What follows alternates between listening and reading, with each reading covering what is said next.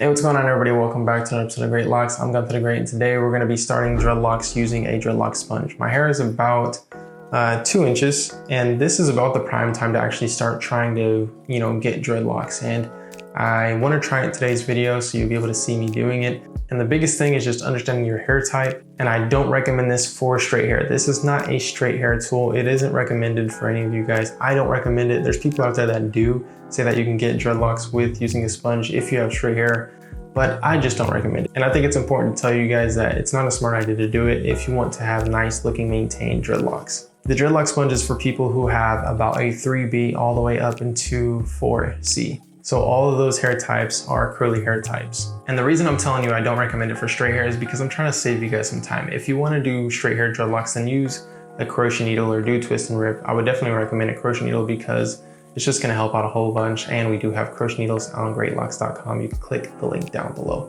But guys, let's try it out. It's going to be pretty exciting because I'm really itching to get towards having dreadlocks, and I've been waiting and being patient, which is definitely important during the whole locking process. So whether you're starting your dreadlocks out or you're waiting for your hair to get long enough to start them, just be patient along the way. And even if you're going through an ugly stage or whatever you want to call it, just be patient, and usually the end is always better than the beginning. All right guys, so first things first, you want to do clockwise or counterclockwise, but whichever way you choose in using the dreadlock sponge, make sure you continue to use it that way.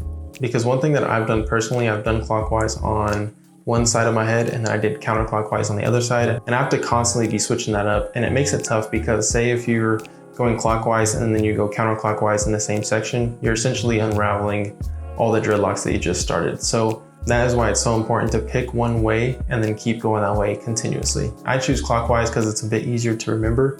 But whatever you choose, if you're left-handed, I know counterclockwise can be a little easier. A tip for you guys is to pick a section that you want to start out in and then do that section. Don't start in one section and keep dragging the sponge all over your head.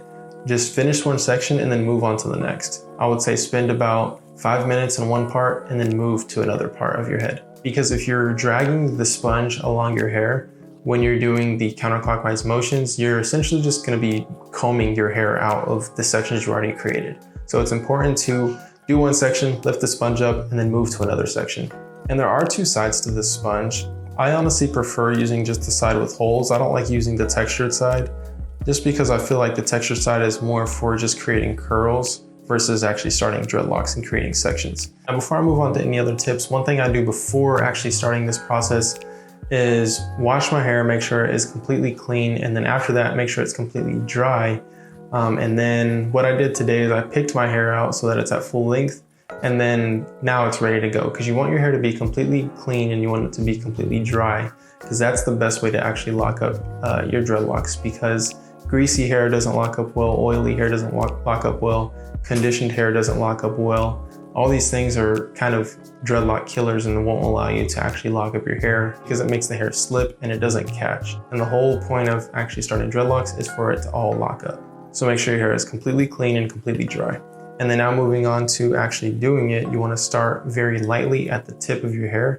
And then as the sections are being created, then you can move down and press a little bit more firm when you get towards the scalp. And speaking of that, you don't want to use the dread sponge on any hair that's longer than 4 inches. It's just not going to work too well because it's just going to be pushing your hair around versus creating sections. Especially if your hair is not in the 4 hair types. It's no point in using the dread sponge if your hair is any shorter than 4 inches. Now, if your hair is in the 4 hair type, say if you have a 4C hair type, then you can use it probably at maybe even 4 to 6 inches, just because the curl pattern is so tight and it's close to your scalp already. But with looser curls, the tip of your hair is further away from your scalp versus tighter curl patterns that their tips of their hair is closer to the scalp.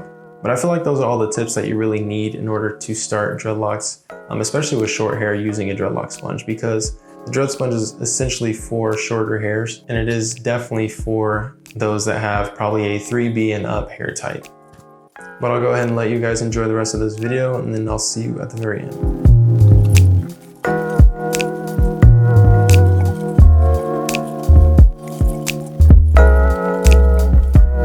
I really hope you guys enjoyed today's video. Make sure to get yourself a dread sponge and try it out on yourself, especially if you want to just start your dreadlocks and you notice a lot of people who have kind of a freeform like style of dreads, then a lot of them started out with using the dreadlock sponge. And you can do that too. All you do is start the dreadlocks out. You can do it for about a week or a month, and then the dreads will be started, and then you just allow them to go from there. And it's more of just a nappy look, and it actually looks pretty cool, especially if you have like a fade or something like that. But it's really up to you what you want to do with your hair. But guys, I really hope you enjoyed. Make sure to go check out greatlocks.com. We have a sale going on with the dreadlock bundle, and you can literally have everything you need to start and finish and maintain your dreadlocks just with that bundle. And we are also doing a $100 giveaway, so make sure to go look into that. Their information is on Greatlocs Instagram. But other than that, guys, if you enjoyed the video, give it a thumbs up, and we'll see you guys next time. Peace.